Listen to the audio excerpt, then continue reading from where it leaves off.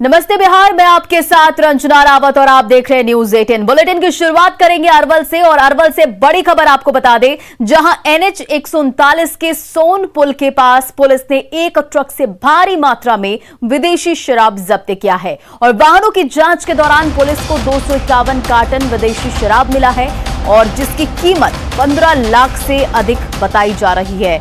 तो अरवल से ये बड़ी खबर आपको बता रहे हैं, जहां भारी मात्रा में विदेशी शराब बरामद की गई है और ये शराब के खिलाफ कड़ी कार्रवाई की है और जिसकी कीमत 15 लाख से अधिक बताई जा रही है। पुलिस ने ट्रक के चालक को भी इस पूरे मामले में गिरफ्तार किया है और ट्रक चालक का कहना है कि उसे रांची में ट्रक सौंपी गई थी और गोपालगंज पहुंचाने के लिए सामान को कहा गया था।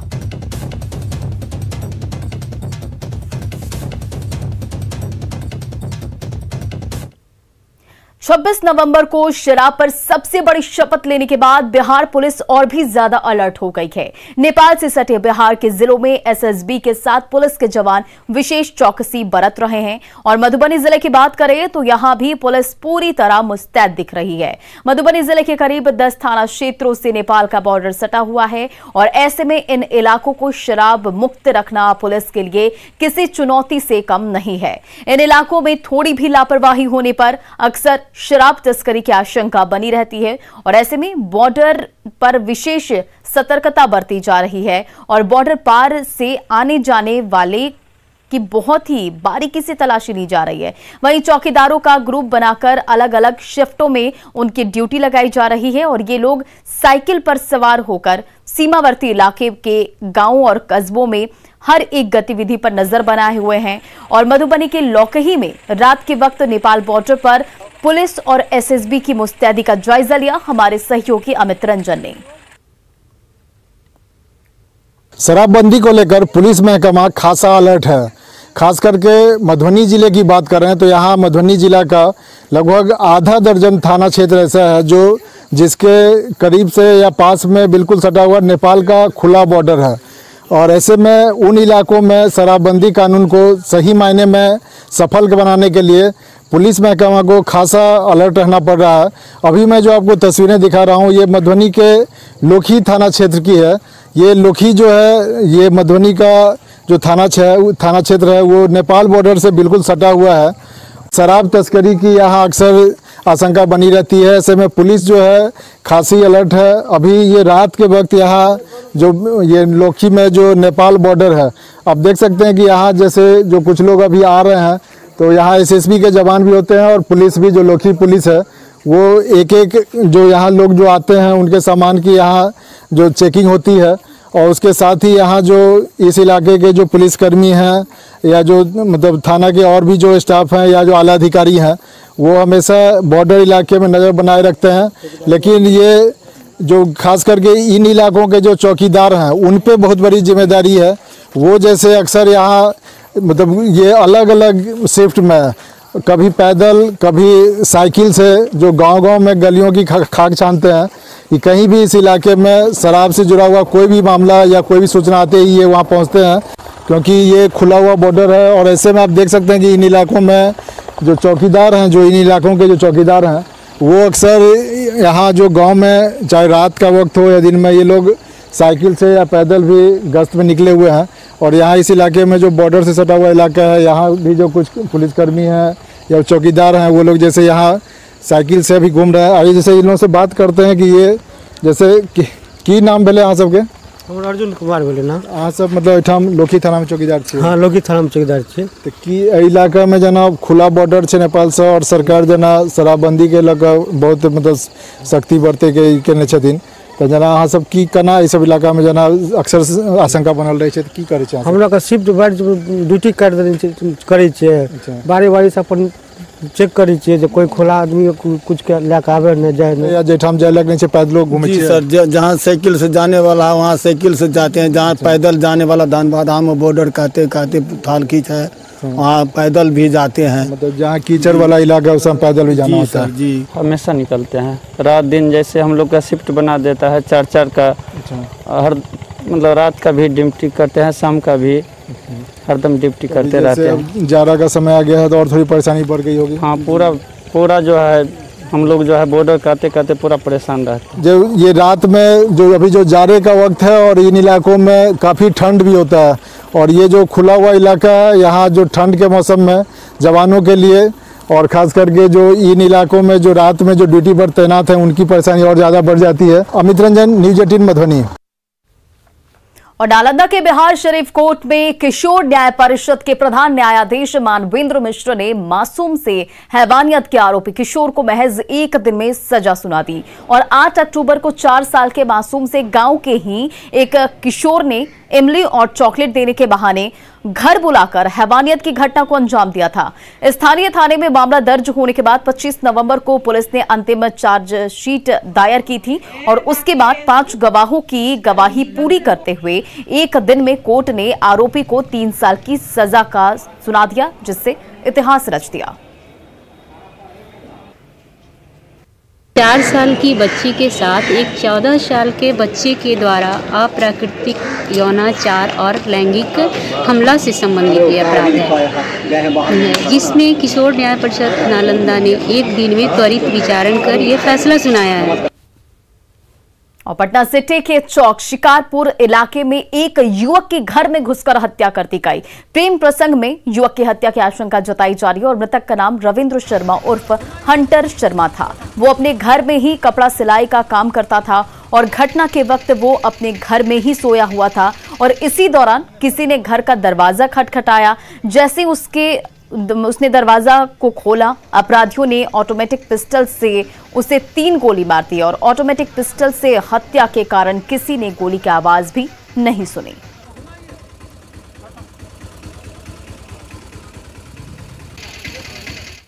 दर्द से इसको मारा है और किस लिए मारा है, किस वजह से मारा है हमको नहीं मालूम है। बाकी एकदम जानते हैं, एकदम सूता हुआ था, खाना पी के खा के सोया हुआ था। अब आया उसको मारी से ऐसा मारी से ने एकदम गड्ढा कर दे इससे गर्दन में।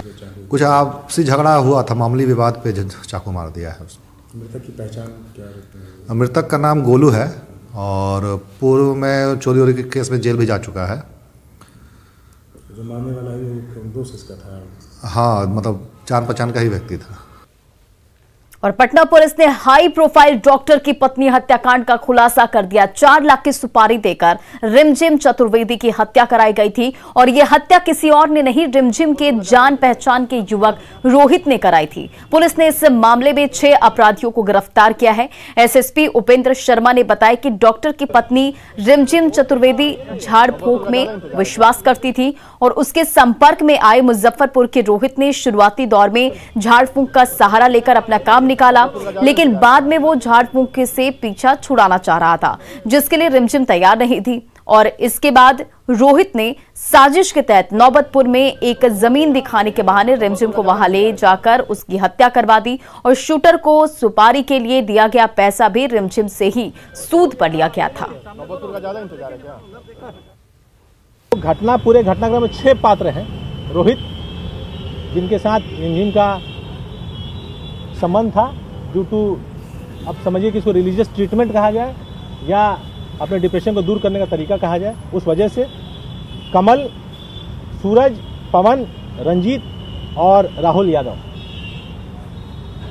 घटना ऐसे होती है कि ये जब सब कुछ सेट हो जाता है तब जो पैसा शूटर को दिया जाएगा वो कहाँ से आएगा, तो जो रिमझिम थी वो पैसे का सूद लेन देन का भी काम करती थी। वो कम पैसे में मार्केट से पैसा उठाती थी, ज़्यादा रेट में वो पैसा अपने दूसरे क्लाइंट को देती थी और इंटरेस्ट से वो कमाती थी। तो ये रोहित ने 4 लाख रुपए उन्हीं से लिया। अब इसको ये अपने आप में आश्चर्यजनक है, लेकिन उन्हीं से 4 लाख रुपया लिया 15% इंटरेस्ट पे।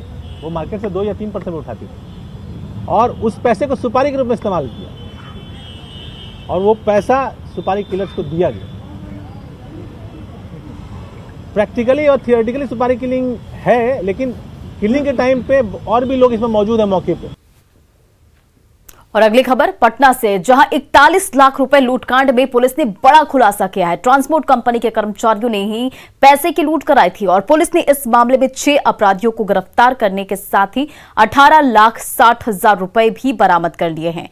15 नवंबर को पूर्व मंत्री वीणा शाही की ट्रांसपोर्ट कंपनी के कर्मचारियों से 41 लाख रुपए की लूट हुई थी, लेकिन पुलिस की जांच पड़ताल में पता चला कि इस लूट कांड में कंपनी के स्टाफ चंदन और संजीव ही मुख्य रूप से शामिल थे और लूट की साजिश में हिस्सा तय कर अपराधियों से साथ मिलकर लूटकांड को अंजाम दिया था। छोड़ लीजिएगा ना बाद में। लोगों को गिरफ्तार किया है और लूट का जो पैसा विभाजित हुआ था, चूंकि 6 मुख्य अपराध कर्मी थे तो 6 हिस्से में बंटना था। 40 लाख रुपए का 6 हिस्सा करिए तो लगभग 6.5 लाख रुपए सबके हिस्से आता है। उस हिसाब से सबको 6.5 मिलना था। तो दिलीप का, सुजीत का और रवि का मैं आपको बताऊंगा और भी नाम, इन लोगों का 6.5 लाख रुपए हम लोग को बरामद हो गया। चूंकि चंदन और संजीव ने सेट किया था, संजीव ने सेट किया था जिस ए नाम के अपराधी को, वही वो 4 अपराध कर्मी जिन्होंने लूटा था उसमें एक मेंबर था और ये लोग तो घर में बंद हो गए थे, पुलिस की हिरासत में थे। तो वो 20 लाख रुपए उसके पास रह गया, जिसकी वजह से वो बट नहीं पाया। बीजेपी नेता और श्री राम जन्मभूमि न्यास समिति के सदस्य कामेश्वर चौपाल की लापता 11 साल की नतनी सुमन कुमारी को बरामद कर लिया गया है। पटना की बेउर थाना पुलिस ने सुमन को मेहंदीगंज से बरामद किया है और सुमन 23 नवंबर की सुबह से लापता थी, जिसके बाद परिजनों ने बेउर थाना पुलिस को इसकी शिकायत की थी और मधुबनी के परमानंदपुर गांव के धनेश्वर चौपाल की बेटी सुमन दशहरा के समय से अपने नाना कामेश्वर चौपाल के न्यू महावीर कॉलोनी स्थित घर में रह रही थी और कामेश्वर चौपाल 23 नवंबर को कार से अयोध्या के लिए निकले थे। उनके जाने के कुछ दिन बाद नाना के साथ जाने की बात कहकर सुमन घर से निकली और सीसीटीवी में सुमन बेउर मोड़ तक दिखी, लेकिन उसके बाद कहीं नहीं दिखी। पुलिस अपहरण के एंगल से मामले की जांच कर रही थी, तभी पुलिस को पता चला कि सुमन मेहंदीगंज इलाके में है और सुमन के सकुशल घर वापसी से परिजनों ने राहत की सांस ली है। इधर शिक्षा मंत्री विजय चौधरी ने कहा कि पंचायत चुनाव बाद शिक्षकों की नियुक्ति की प्रक्रिया शुरू हो जाएगी। उन्होंने 29 नवंबर से आंदोलन का ऐलान करने वाले शिक्षक अभ्यर्थियों को लेकर कहा कि उन्हें सब पता है कि सरकार कैसे कानूनी अड़चन दूर कर नियुक्ति प्रक्रिया में लगी है। कुछ लोग उन्हें गुमराह कर रहे हैं, लेकिन उन्हें गुमराह नहीं होना चाहिए। हर हाल में चुनाव के बाद नियुक्ति की प्रक्रिया शुरू हो जाएगी। सुनिए हमारे संवाददाता रजनीश से बातचीत की, उन्होंने क्या कुछ कहा। तो नए साल की शुरुआत में सौगात देंगे आप नियुक्ति पत्र का? बिल्कुल, नए साल हम लोग तो चाहते हैं नए साल क्या उससे भी पहले दे दें, लेकिन बस है कि चुनाव प्रक्रिया समाप्त हो जाए, हमारे जो शेष नियोजन इकाई हैं वो प्रक्रिया पूरी कर ले, फिर हम तो जल्द से जल्द देने के पक्षधर हैं। और हमें ये लगता है कि जो हमारे इस तरह के अभ्यर्थी हैं, हम आपके माध्यम से उनसे ये अपील भी करना चाहते हैं कि इन सब तरह की बातों के शिकार वो न बने, क्योंकि कोई परिस्थिति में तो परिवर्तन आया नहीं है। हम लोग पिछले 1.5-2 महीने से बता रहे हैं कि भाई ये चुनाव की प्रक्रिया समाप्त होगी, फिर नियुक्ति की प्रक्रिया प्रारंभ होगी। बीच में ही पूरा करने के लिए हम लोगों ने चुनाव आयोग से इजाज़त मांगी, इजाज़त नहीं मिली, इसलिए नहीं हो पाई है। तो इस बीच में इस सब तरह की बातें वो किसी के फेरे में गुमराह न हो। बिहार के विश्वविद्यालयों में वीसी विवाद को लेकर बिहार सरकार के शिक्षा मंत्री विजय चौधरी ने राज्यपाल फागू चौहान से मुलाकात की और मुलाकात के बाद शिक्षा मंत्री विजय चौधरी ने कहा कि बिहार के सभी विश्वविद्यालयों में भ्रष्टाचार से जुड़े मामले की जांच होगी और कोई भी दोषियों को बख्शा नहीं जाएगा। साथ ही उन्होंने ये भी कहा कि राज्यपाल फागू चौहान ने भी जांच कर कार्रवाई का भरोसा दिया है। मुख्य रूप से हमने महामहिम से मिलकर जो शिक्षा विभाग या सरकार की चिंता है या सरकार का जो स्टैंड है उसके संबंध में महामहिम को अवगत कराया और जो एक कुलपति के पत्र को मुख्यमंत्री द्वारा महामहिम के यहाँ अग्रसारित किया गया है जांच के लिए, उसके संबंध में भी चर्चा हुई, क्योंकि उनकी पूरी गंभीरता से जांच कराई जाए। और उन्होंने बड़े स्पष्टता से आश्वासन दिया है और हमें विश्वास भी है कि जो जांच कराई जाएगी और उसमें जो भी दोषी पाए जाएंगे, उन्होंने कहा है कि बिना किसी अपवाद के दोषियों के विरुद्ध सख्त कार्रवाई की जाएगी। और बाढ़ में शुक्रवार को एनटीपीसी के यूनिट 1 का उद्घाटन करते हुए मुख्यमंत्री नीतीश कुमार ने न सिर्फ अपने दिल की बात कही, बल्कि ये भी बताया कि बाढ़ में एनटीपीसी थर्मल पावर स्टेशन का सपना कैसे साकार हुआ।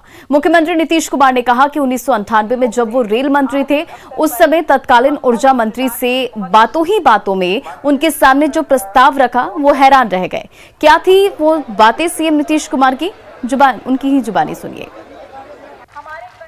में रेल मंत्री बने तो उस समय के जो केंद्रीय ऊर्जा मंत्री थे श्रद्धेय अटल जी की सरकार में रंगराजन कुमार मंगलम जी हमारे मित्र भी थे। अब वो आए मेरे पास और अपने इलाके के बारे में जो भी उनका रेल से संबंधित जितना मामला था एक एक करके बोलते रहे और हमने अधिकारियों को भी बुला लिया था, एक एक को सैंक्शन हम करते गए। उनका 5 काम था, 5 को एक दिन के ही बातचीत में हमने सैंक्शन कर दिया। वो इतना प्रसन्न हुए, कहे कि भाई हमको तो लगा नहीं था कि कोई मेरी इतनी बात मान ले। इतना खुश होकर के वो चले गए। और उसके कुछ ही दिन के बाद जब चल रहा था पार्लियामेंट, उसी बीच में एक जगह हमको आकर के बोले कि अरे भाई, हम आपके यहाँ लगाएंगे थर्मल पावर प्लांट आपके क्षेत्र में, आप जगह बता दीजिए। तो मुझे ये देख करके मुझे खुशी भी हुई और आश्चर्य भी हुआ कि उस समय तक की तो नीति दूसरी थी कि भाई जो पिटहेट वाली पर ही ताप विद्युत केंद्र बने। तो मुझको लगा कि भाई आप तो ऐसी बात कह रहे, तो आजकल का जो नियम है तो उसके हिसाब से कैसे। तो उन्होंने कहा कि इसको छोड़िए ना, हमने निर्णय ले लिया है कि आपके क्षेत्र में हम जरूर बनाएंगे। तो हमने कहा इससे बड़ी खुशी की बात क्या हो सकती है। और मुख्यमंत्री नीतीश कुमार के ही जुबानी सुनिए कि उनके दिल की बात। जानिए कि मुख्यमंत्री नीतीश कुमार इतने लोकप्रिय क्यों हैं। वो कहीं भी रहे अपने मतदाताओं को नहीं भूलते हैं। तो मुझे बड़ी खुशी हुई और ऐसे भी तो हम कहे हुए हैं, एक बार तो हम पुराना क्षेत्रवा में घूमेंगे। या बीच में जो आ गया ही कोरोना का चक्कर, तब उसी के चलते खाली चुनाव के टाइम में आ जाते हैं, लेकिन वो ठीक नहीं। एक बार मेरे मन में भी इच्छा है कि एक बार आप सब लोग इतना दिन हमको जिताए हैं तो हम कभी भूलेंगे नहीं, कभी हम भूलेंगे। हम जब तक मेरा जीवन है हम इस चीज को कभी भूलेंगे नहीं। और जब तक काम करने का मौका है तब तक जो भी जरूरत है उसको हम करते रहेंगे, यही मेरा कर्तव्य है। इसके लिए मैं विशेष तौर पर आपको धन्यवाद देता हूं कि आज उसको मौका मिला। तो कम से कम हमको अपने पुराने इलाके में आने से कितनी खुशी होती है।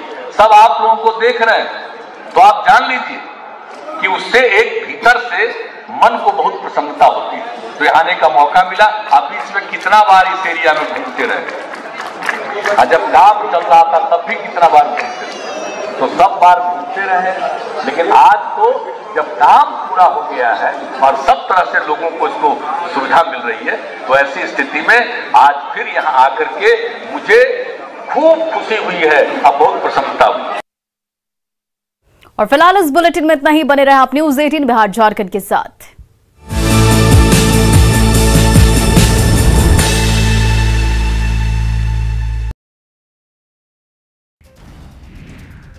धनबाद के गोविंदपुर में सड़क हादसे में 5 लोग